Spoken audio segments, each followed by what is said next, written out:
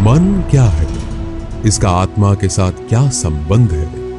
काम, क्रोध, सफलता और विफलता का मन से क्या नाता है? चेतना क्या है? चेतना के कितने प्रकार हैं? यह मनुष्य को कैसे प्रभावित करती है?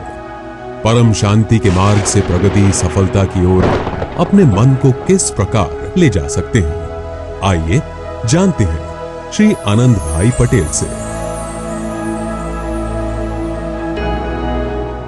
एक मनुष्य को हर पल अपनी आत्मा की अंदर की जो पावर है उसको जागृत करने की कोशिश करनी चाहिए।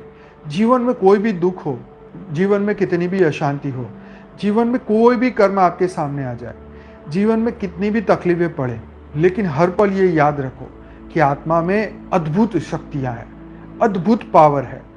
प्रश्न ये है कि हम प्रश्न में उलझ जाते हैं, प्रश्न ये है कि हम दुख में उलझ जाते हैं, प्रश्न ये है कि हम चिंताओं में, टेंशन में, स्ट्रेस, तनाव में हम उलझ जाते हैं। और उसी के कारण जो है हम लोग जो है हम फंस जाते हैं। हम मजबूर हो जाते हैं कि मन की बकवास को हम रोक नहीं पाते। हम उसका गहरा अभ्यास करते हैं।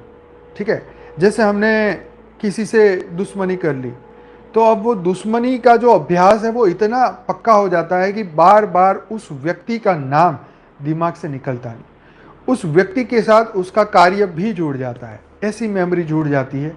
जैसे आपने किसी थर्ड व्यक्ति के साथ में आप बात कर रहे थे, अचानक उस व्यक्ति का नाम आपके कान में पड़ गया, तुरंत ही वो पुरानी मेमोरी बाहर निकल गई और फिर वो अभ्यास शुरू हो गया। तो यहाँ अभ्यास का खेल है ना।